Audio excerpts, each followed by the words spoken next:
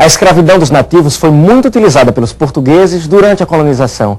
Em uma região como a Amazônia, repleta de rios e florestas, os índios eram considerados como a melhor alternativa para se explorar as riquezas da terra.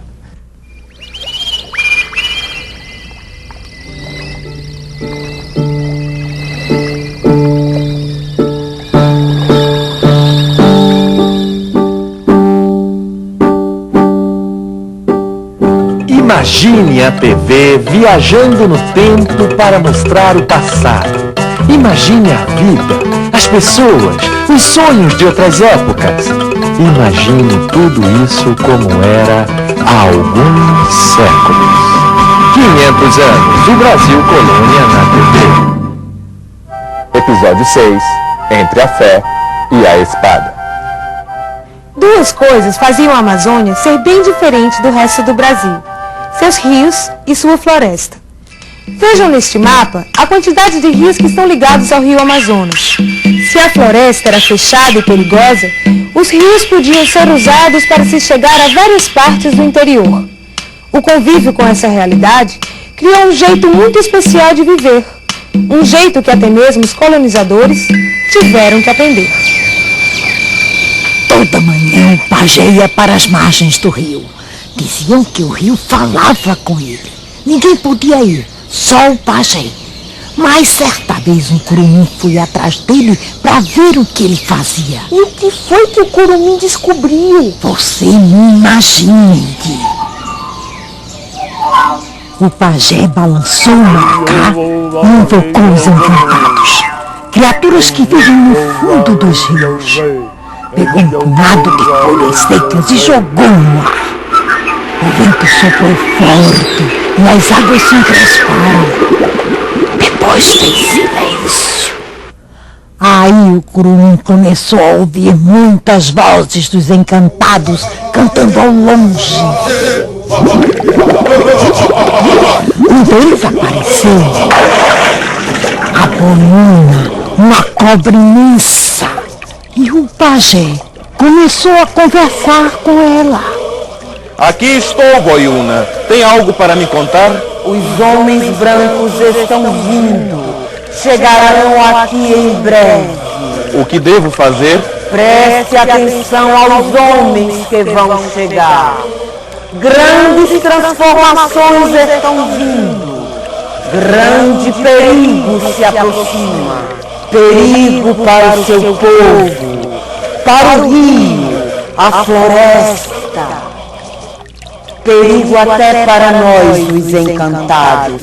Todos poderemos desaparecer para sempre. O curumim ficou lá, parado, quieto. Podia até ouvir o próprio coração. O curumim viu a Boiuna? Não, o pajé via. O curumim sonhava. E os homens brancos, vó, vieram mesmo? Vieram? As pessoas da tribo, elas tiveram medo? Uns tiveram medo, outros curiosidade.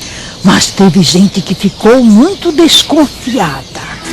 Ficaram na beira do rio, olhando os brancos chegarem e descerem das suas canoas com as mãos estendidas, cheias de presentes. Os brancos perguntaram se sabíamos onde havia ouro e prata.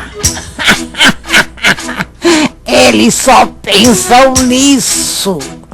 Ficaram algum tempo e depois foram embora. Os brancos não fizeram nada, vó. Não prenderam ninguém. Não. No começo eles só vinham para aprender, entender onde estavam pisando. Depois vieram mais e mais vezes. Vieram tantos brancos que aos poucos as pessoas da tribo notaram que nem todos eles eram iguais. Alguns deles eram inimigos entre si. Outros mostraram que eram inimigos da tribo. Primeiro começaram a levar as pessoas com eles. Elas partiam e nunca mais voltavam. E para onde os brancos levavam as pessoas? Para as missões, lugares como este aqui. As missões ficavam nas margens dos rios. Eram aldeias administradas por ordens religiosas, como jesuítas, franciscanos e dominicanos. Nesses lugares, os índios tinham aulas de religião, mas no final, o que aprendiam mesmo era trabalhar para os brancos. Os colonos negociavam com os padres para conseguir a mão de obra dos nativos e assim extrair produtos da terra. Cacau, canela, salsa, cravo e muito mais. Os índios que conheciam bem a região eram obrigados a entrar na floresta para colher esses produtos que os portugueses venderiam caro na Europa. Os portugueses faziam isso com todas as tribos. Dependia da tribo, dependia dos portugueses. Havia aqueles colonos que chegavam oferecendo anzóis para pescar, facas de ferro, sal. Os nativos foram se acostumando com aquilo tudo, até porque eram coisas que facilitavam a vida. E ficou assim. Eles traziam coisas de homem branco e as tribos davam coisas da floresta para eles. Ah, pelo menos ninguém morria. Morria sim, Indy. Ai, às vezes morria muita gente. Os nativos morriam a centenas, pois não tinham defesa contra as doenças trazidas pelos europeus, como a gripe, o sarampo e a varíola. Sem falar que os brancos pegavam os índios das missões e os mantinham trabalhando dia e noite. Muitos morreram de tanto trabalhar.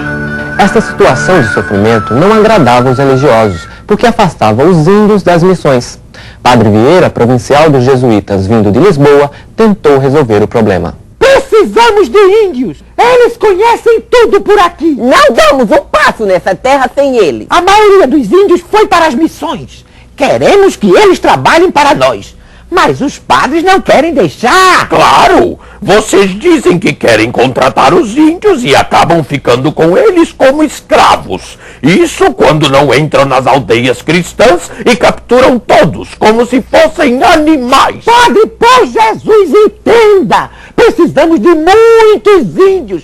Não vale a pena sair por aí, parando de missão em missão, até conseguir a quantidade que precisamos. Acordem, meus filhos. Deus espera que vocês libertem os cativos e oprimidos. Vocês se queixam. Ai, quem nos há de buscar um pote de água, um feixe de lenha? E eu digo, vocês mesmos podem fazer isso.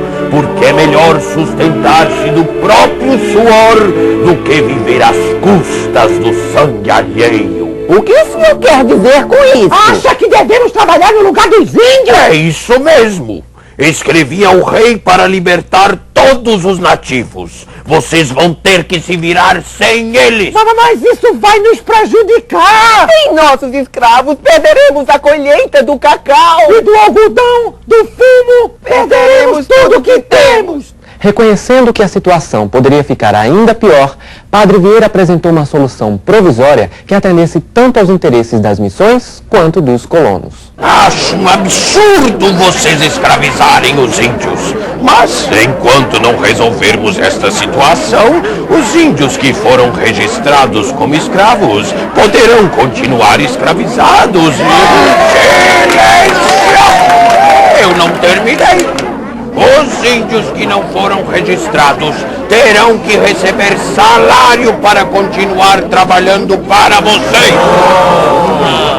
O que era um escravo registrado? Era o nativo, que não aceitava a catequese, que lutava contra os portugueses e acabava capturado. Essas lutas eram chamadas pelos brancos de guerras justas. Então os padres não eram contra a escravidão dos índios, vó? Mais ou menos. Alguns padres só defendiam os nativos se eles aceitassem a religião dos brancos. Padre Vieira acabou conseguindo um decreto de Portugal. Ele dava às ordens religiosas na Amazônia o direito de proteger todos os índios que elas quisessem. Os colonos não gostaram e expulsaram Vieira junto com outros jesuítas. Limitados pelas leis, os portugueses continuaram subindo os rios, avançando pelo interior para conseguir mais índios. Encontraram outras tribos e a escravização continuou.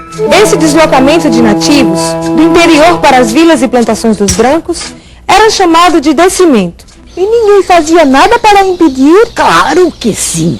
Os Manaus, por exemplo.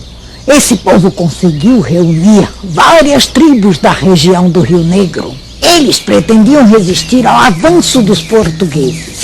Durante 4 anos, os Manaus conseguiram dificultar a navegação de barcos portugueses nas águas do Rio Negro. Porém, o governador do Grão-Pará ficou uma fera e organizou uma grande expedição. O líder dos Manaus se chamava Ajuricaba. Houve luta e Ajuricaba foi preso. Os portugueses o acorrentaram e o levaram de barco até Belém. Contam que, quando o guerreiro viu a cidade, levantou-se da canoa e atirou-se nas águas, desaparecendo para sempre. Há quem diga que até hoje ele mora com os encantados no fundo do rio. Então os Manaus perderam a luta. Não, desta vez não. Depois da morte de Ajuricaba, os Manaus ainda resistiram por quase 30 anos. E houve outros que também resistiram, como a tribo dos Mura. Mura? Sim, os Mura viviam na região dos rios Madeira e Solimões. Ficaram com muita raiva quando um colono português tentou escravizá-los.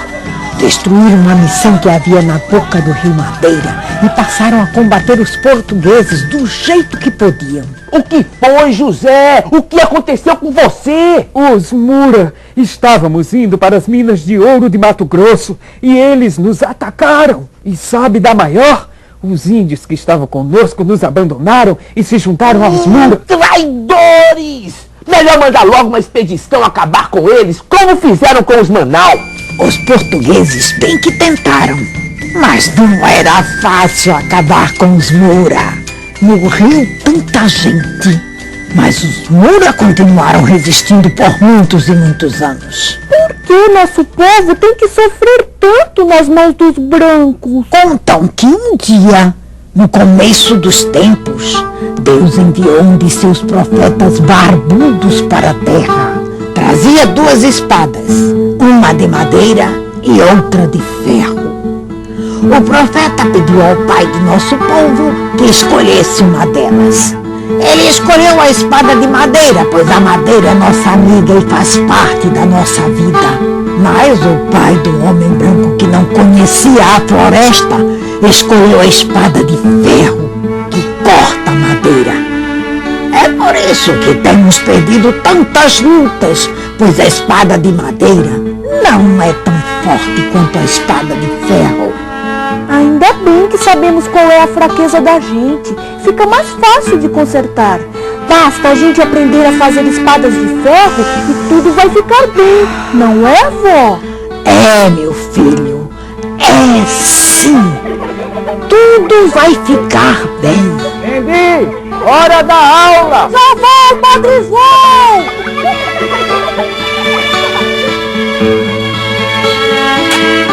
Até mais, vó! Até!